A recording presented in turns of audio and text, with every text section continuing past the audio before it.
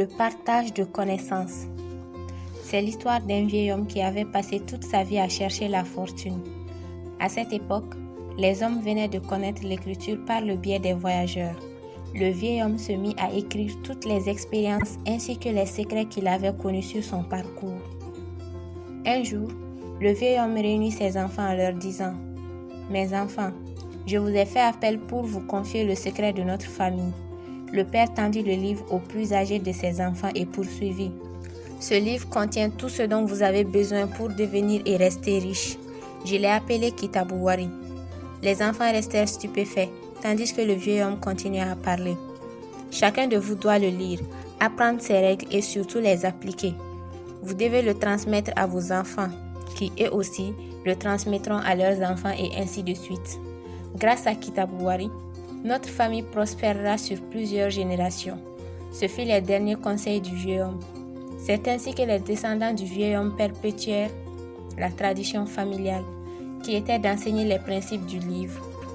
Plusieurs siècles plus tard, un des descendants du vieil homme nommé Kunguluba décida de profiter seul des secrets du Kitabuwari. Il était doté d'une très grande mémoire. Alors Kunguluba entreprit d'apprendre le livre par cœur et ensuite il détruit le livre.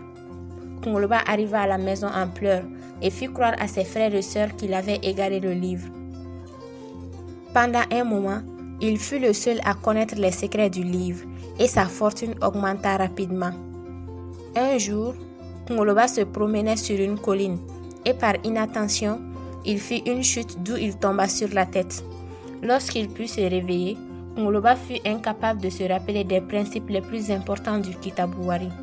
Il passa des journées entières à essayer de retrouver la mémoire, mais ses efforts furent vains. Kunguluba avait perdu toute sa richesse et désormais, il était obligé de mendier pour pouvoir se nourrir. Kunguluba avait l'habitude de se promener dans la forêt et c'est lors d'une de ses promenades qu'il vit un éléphanteau qui était pris au piège par les lianes d'un grand arbre. Il émit un barrissement qui alerta sa mère. Celle-ci se précipita à son secours. Mais la mère de l'éléphanteau fut incapable de libérer son petit. Kunguluba s'approcha de l'arbre, sortit son couteau et se mit à couper les lianes. Ainsi fait, l'éléphanteau put se libérer d'un piège. La mère se pencha vers Kunguluba et dit « Merci à toi d'avoir libéré mon petit, mais malheureusement, je n'ai rien à t'offrir. »« Ce n'est pas grave. L'essentiel, c'est que l'éléphanteau se porte bien, » répondit Kunguluba. La mère et le petit étaient sur le point de s'en aller lorsqu'elle se retourna en disant « Je peux tout de même te donner une partie, ainsi tu pourras te rappeler de tout ce que tu as oublié. » « Comment ça ?» rétorqua Kunguluba.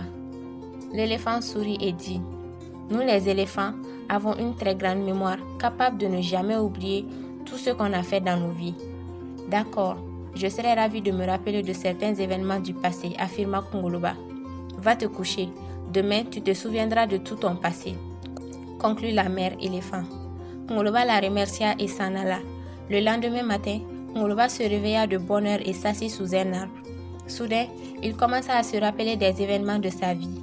Le conseil de son père, qui l'exhortait à partager les principes du Kitabuwari, défilèrent devant ses yeux.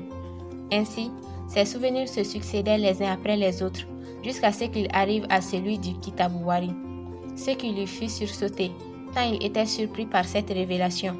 Lorsqu'il finit de mémoriser le livre, Kunguluba réunit toute sa famille et dit « Nos ancêtres nous avaient donné les moyens pour que notre famille demeure dans l'opulence, peu importe les saisons, les crises et autres événements de la vie, à condition qu'on partage la connaissance qu'ils nous ont donnée. À cause de mon égoïsme, j'ai conduit notre famille à la misère. Aujourd'hui, j'ai retrouvé les principes du livre. On va le réécrire et le partager à toutes les personnes qui auront soif de cette connaissance. Retenez bien ceci, la connaissance est comme une étincelle. Si on la partage, elle devient du feu.